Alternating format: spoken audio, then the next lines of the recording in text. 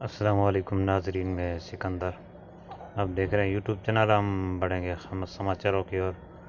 और अगर आप हमारे चैनल पर नए हैं तो चैनल को सब्सक्राइब कीजिए और बेल आइकन को दबाइए ताकि हर आने वाली नोटिफिकेशन आपको मिलती रहे। अफ़गानिस्तान और तालिबान के बीच समझौते में क्या अशरफ गनी दीवार बन गई है? दुनिया में सबसे ख़राब नौकरी जॉब क्या है? हर आदमी के लिए इसका जवाब अलग अलग हो सकता है, लेकिन उसका एक जवाब ऐसा भी है जो बहुत मशहूर हुआ। बात अक्टूबर 2017 की है। अफ़गानिस्तान के राष्ट्रपति अशरफ गनी बीबीसी को एक इंटरव्यू दे रहे थे। बीबीसी संवाददाता जस्टिन रॉलेट को दिए इंटरव्यू में उन्होंने कहा, अफ़गानिस्तान का राष्ट्रपति होना धरती का सबसे खराब नौकरी है। यहाँ दिक्कतों की कमी नहीं, जिनमें सबसे बड़ी चुनौती सुरक्षा है। उस इंटरव्यू में उन्होंने ये बात भी मानी कि बीते 3 साल जब से वो अफ़गानिस्तान के राष्ट्रपति बने, उनके लिए काफ़ी मुश्किल भरे रहे, लेकिन उस वक्त शायद उन्हें अंदाज़ा नहीं रहा होगा कि आने वाले साल इससे भी ज़्यादा चुनौतीपूर्ण होने वाले, इससे भी ज़्यादा ख़राब होने वाले।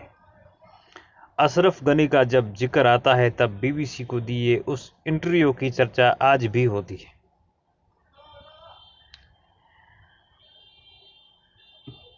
अशरफ गनी को लेकर तालिबान ने बड़ी शर्त रख दी है। तालिबान की शर्त, उन्हें लेकर ताज़ा शर्त तालिबान ने रखी है। तालिबान अमरीकी सैनिकों के अफ़गानिस्तान छोड़ने के साथ देश के अलग अलग हिस्सों को लगातार अपने कब्ज़े में ले रहा है। अफ़गानिस्तान सरकार और तालिबान के बीच समझौते की कोशिशें चल रही है। इस बीच तालिबान का एक बयान आया है। तालिबान का कहना है कि वह अफ़गानिस्तान की सतह पर एकाधारी नहीं चाहता, मतलब वो सत्ता नहीं चाहता, लेकिन जब तक काबुल में नई सरकार का गठन नहीं होगा और राष्ट्रपति अशरफ गनी पद से हटाए नहीं जाएंगे, देश में शांति स्थापित नहीं होगी। समाचार एजेंसी एसोसिएटेड प्रेस को दिए इंटरव्यू में तालिबान के प्रवक्ता सोहेल ने अफ़गानिस्तान के भविष्य को लेकर तालिबान का रुख स्पष्ट किया। सोहेल शाहीन समाचार एजेंसी एपी से कहा, जब बातचीत के बाद काबुल में ऐसी सरकार बनेगी जो सभी पक्षों को स्वीकार करेगी, अशरफ गनी की सरकार चली जाएगी, तब तालिबान अपने हथियार डाल देगा। सोहेल शाहीन तालिबान की ओर से अलग अलग देशों के साथ वार्ता कर रहे हैं, प्रतिनिधिमंडल का हिस्सा भी है। बीते हफ्ते बकरीद के मौके पर राष्ट्रपति अशरफ गनी ने अपने भाषण में तालिबान पर हमला करने की बात कही थी, जिसके जवाब में तालिबान ने अशरफ गनी को जंग का सौदागर बताया।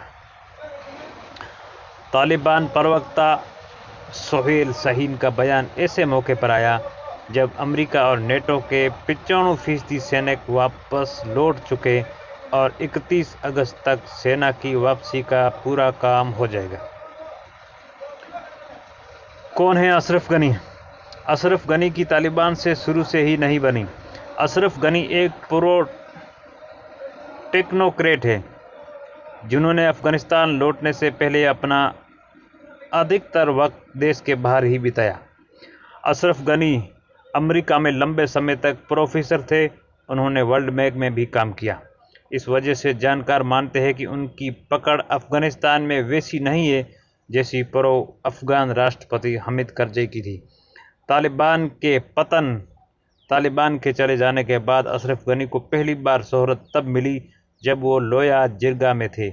लोया जिरगा एक अफ़गानिस्तान की एक अनूठी संस्था है जिसमें तमाम कबायली समूह के नेता एक साथ बैठते हैं। उनकी बैठक में देश के मामलों पर विचार विमर्श कर फैसले किए जाते हैं। लोया जिरगा पश्तो भाषा का शब्द है और इसका मतलब होता है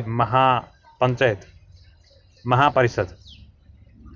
2002 में जब हामिद करज़ई अफ़गानिस्तान के राष्ट्रपति थे, उस वक्त अशरफ गनी उनके करीबी माने जाते थे। उस सरकार में उन्हें वित्त मंत्री बनाया गया था। उनके आज के प्रतिनिधि डॉक्टर अब्दुल्ला उस समय अफगानिस्तान के विदेश मंत्री थे।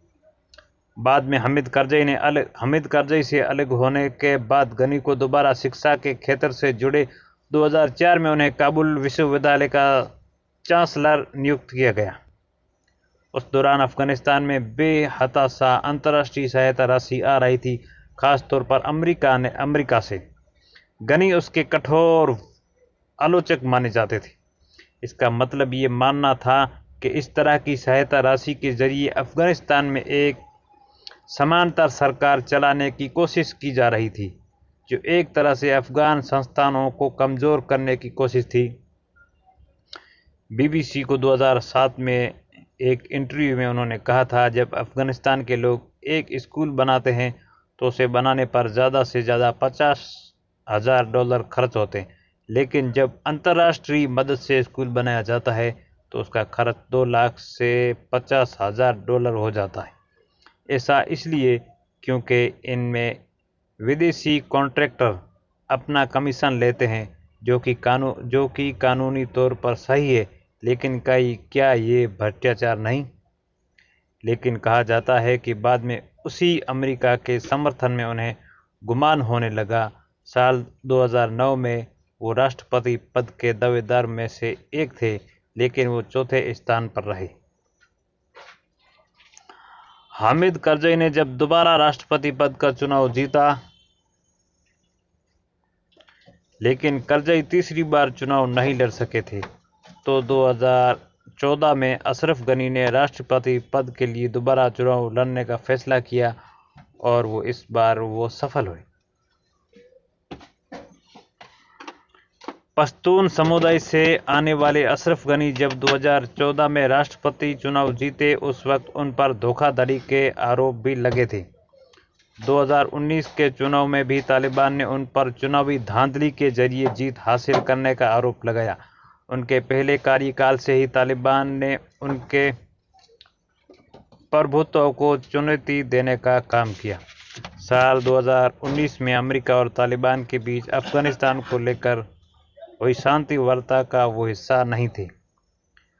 जानकारों की राय है कि तालिबान ने उन्हें हमेशा से अमेरिका के हाथों की कठपुतली के तौर पर देखा, लेकिन सत्ता की मजबूरी कहें या फिर उसकी मजबूती के लिए अशरफ गनी ने हमेशा तालिबान के साथ समझौते की कोशिश की। पहली बार सत्ता में आने के बाद 2018 में अशरफ गनी ने तालिबान के साथ समझौते की पेशकश की थी, जिसके बाद उसी साल जून के महीने में 3 दिनों तक सीज फायर भी रहा था। मई 2021 को foreignaffair.com के लिए लिखे एक लेख में अशरफ गनी ने लिखा था, मेरी सरकार तालिबान के साथ बातचीत जारी रखने के लिए तैयार है। अगर तालिबान को शांति स्वीकार है तो मैं अपना कार्यकाल जल्दी ख़त्म करने को तैयार हूँ। लंदन के SOAS साउथ एशिया इंडस्ट्रीज में अंतर्राष्ट्रीय संबंधों के सीनियर लेक्चर अविनाश पालीवाल ने अफगानिस्तान पर एक किताब लिखी, माई एनेमीज एनेमी। बीबीसी से बातचीत में उन्होंने कहा, तालिबान का गनी से वैचारिक मतभेद है। अशरफ गनी एक ऐसी व्यवस्था के प्रतीक है जो तालिबान को मंजूर नहीं। अशरफ गनी अफगानिस्तान रिपब्लिक के मुखिया है। अगर उन्हें तालिबान ने स्वीकार कर लिया, इसका मतलब ये निकाला जाएगा कि तालिबान ने अफगानिस्तान गणतंत्र को स्वीकार कर लिया। ऐसे में तालिबान जैसा अफगानिस्तान बनाना चाहते हैं उसका कोई अस्तित्व नहीं रह जाएगा।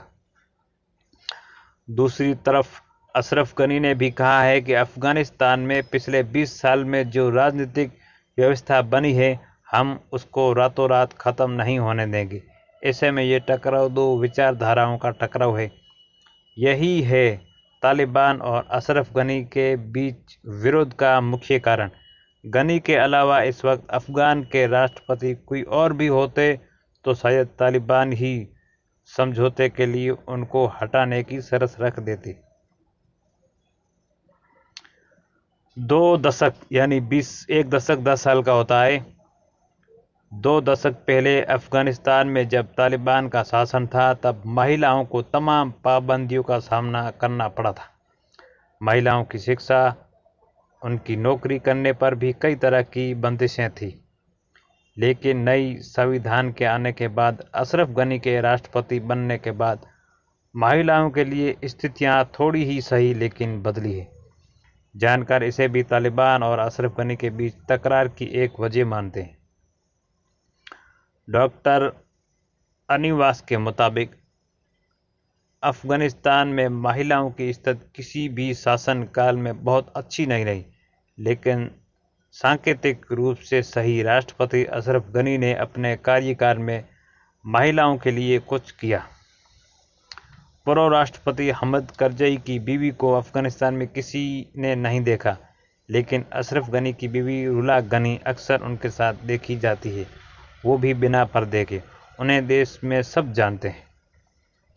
डॉक्टर अविनाश कहते हैं, सत्ता में आने के बाद अशरफ गनी ने कई कूटनीतिक राजनीतिक पदों पर महिलाओं को शामिल किया।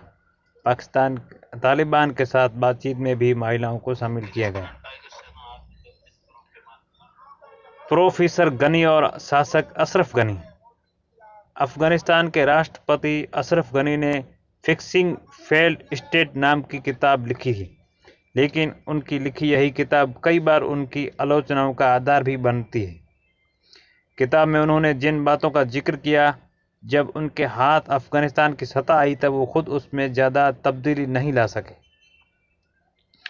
फील्ड स्टेट यानी असफल राष्ट्रपति को दुरुस्त करने के उनके उपाय वो खुद पर आजमा नहीं सके। डॉक्टर अविनाश पारीवाल कहते हैं, जब किताब लिखना और शासन के दौरान उसको अमल में लाना दोनों अलग बातें हैं, तो कोई अकेला इंसान ये कर भी नहीं सकता।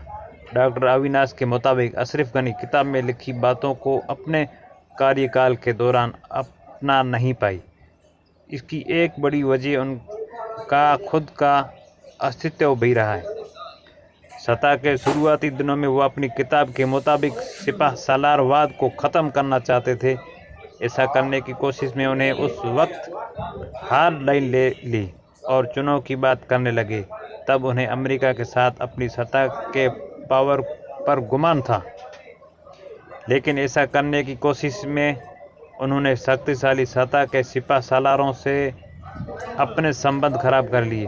2017-18 तक जब उन्होंने थोड़ा बदलाव लाने के एहसास हुआ, तब तक देर हो चुकी थी। सिपह सालारों में उनके प्रति एक सर्पेक्शन बन चुका था और वो सबको साथ नहीं ला पाए। अब सवाल ये है कि तालिबान के अशरफ गनी को सत्ता से बाहर करने की शर्त के साथ अब अफ़गानिस्तान में शांति कैसे बहाल होगी। इसके लिए अफ़गानिस्तान के सामाजिक और राजनीतिक ताने बाने को समझने होगा।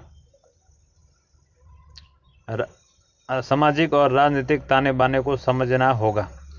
अफ़गानिस्तान की सामाजिक और राजनीतिक परवरिश में पश्तून का दबदबा हमेशा से रहा है। वहाँ ताजिक, हज़ार और उज़्बेक की तादाद भी है, लेकिन पश्तून के मुकाबले कम है। पश्तून एक पठान कौम है। अफ़गानिस्तान के पूर्व राष्ट्रपति हामिद करजई पश्तून है, लेकिन तालिबान भी ज़्यादातर पश्तून है और अशरफ गनी भी पश्तून है, लेकिन उनके प्रतिनिधि अब्दुल्ला आधे पश्तून। कुछ जानकार तालिबान और अशरफ गनी के बीच के टकराव को पश्तून बनाम पश्तून की लड़ाई के तौर पर भी देखते हैं, लेकिन डॉक्टर अविनाश इससे सहमत नहीं है।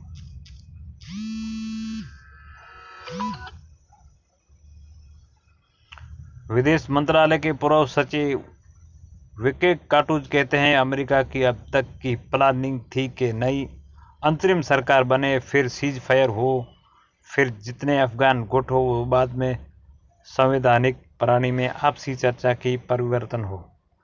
लेकिन अंतरिम सरकार बने कैसे और उनका मुखी कौन होगा, ये सबसे बड़ा सवाल है। अशरफ गनी कह रहे हैं कि वो अपनी जगह छोड़ने को तैयार हैं, बशर्ते चुनाव हो और उनके बाद जो उसमें जीते वो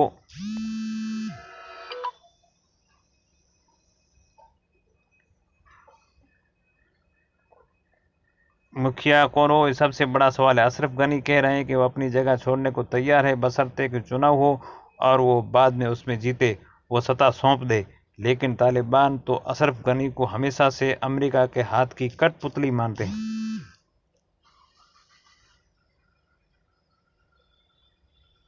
तो अंतिम सरकार भी अभी सरकार के लोगों को कबूल करने को तैयार नहीं। विवेक कार्टूज भी मानते हैं कि अशरफ गनी ने राष्ट्रपति पद का 2 बार चुनाव जरूर जीता, लेकिन उनकी देश में पकड़ बहुत मजबूत नहीं है।